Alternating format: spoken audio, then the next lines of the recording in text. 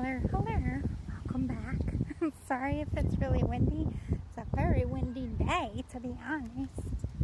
Crazy windy. But I notice when it's windy, it can get super like in the background, so sorry about that. Alright, this mindful message is why can't we love our bodies, our skin, our shape, what have you. This is body issue shit, and I am queen of body issues. So who else to direct? I deal with it every day. I just keep it real. I don't really like my body today, to be honest. I don't like how my pants fit. But we're getting there. So, why can't we love our bodies? That's my problem. Always fidgeting with our clothing. Always feeling uncomfortable in the styles. The problem is with these styles that come out, they don't really take into consideration the average body.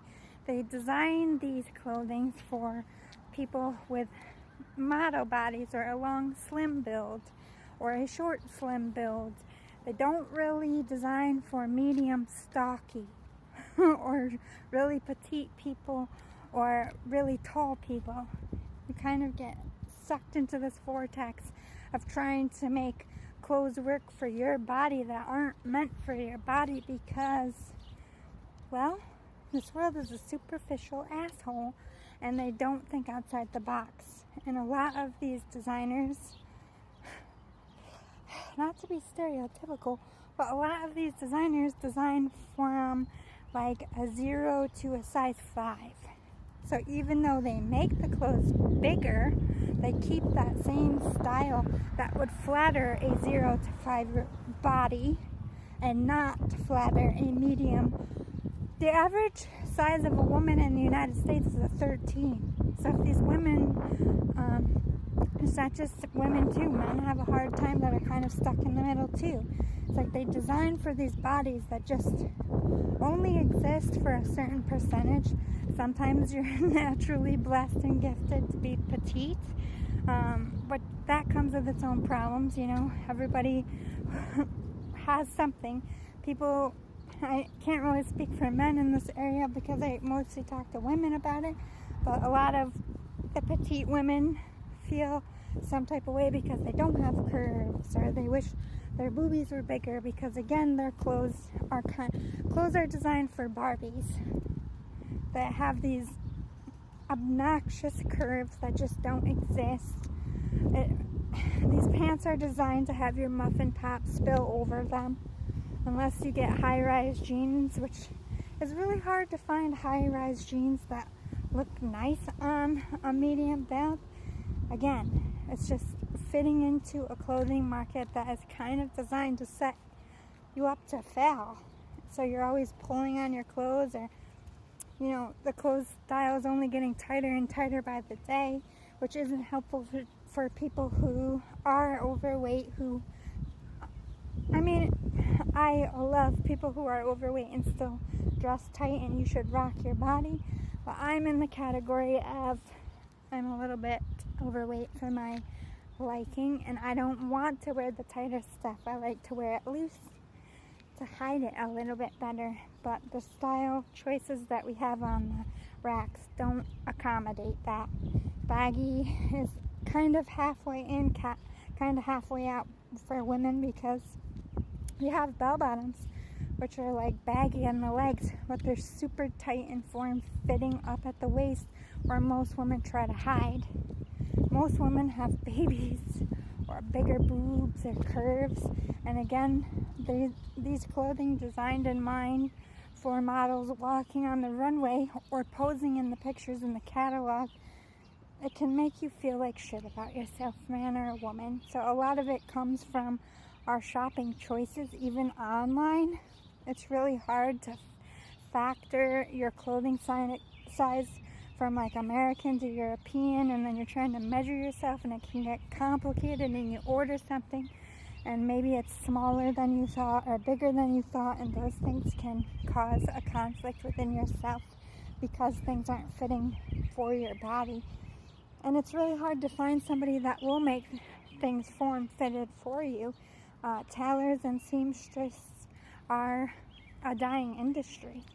which is really sad. You used to be able to go in shops and get a tailor-made dress to you and your body. You can still do that with a tux, but it's really hard to find a place that will make you a dress for your body. That isn't something that I wish wouldn't die, because it gives designers, again, without that label, the possibility of making their own business.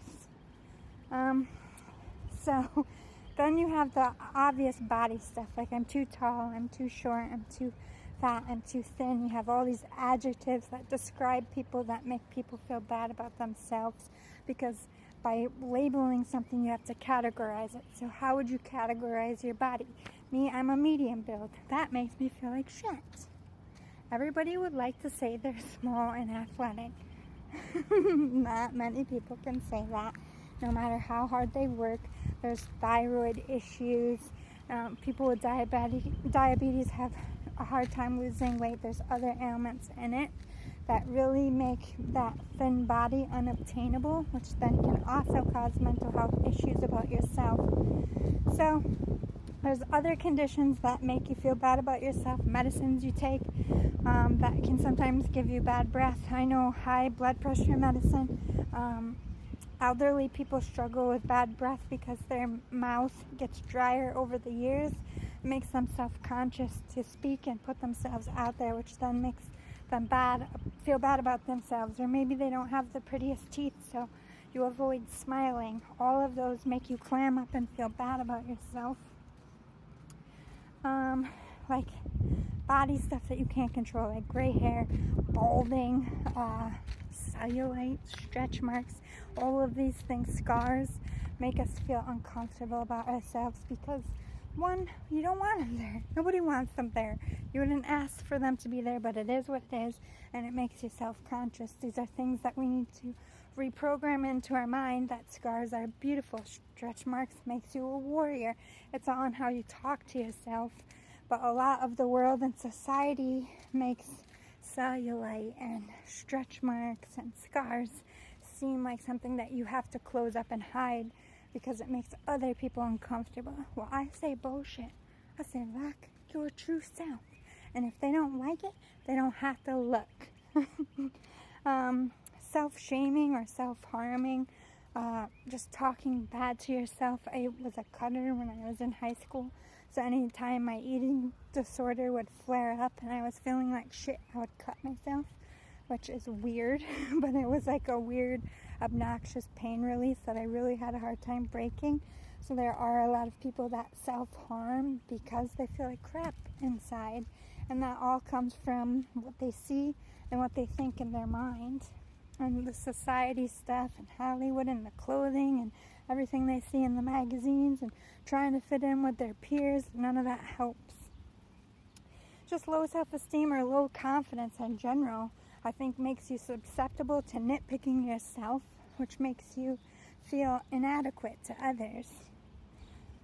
There's also mental health disorders in general, like bipolar. There's manic depression like me, that you can like have really high moments where you're really super happy, and then you can get really, really sad all in one day even.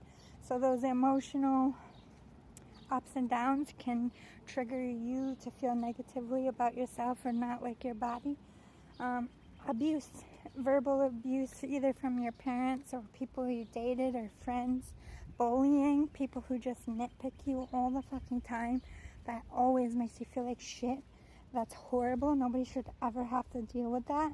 Please, if you ever see someone getting bullied, stand up for them. Not everybody knows how to stand up for themselves, and it really does make a difference.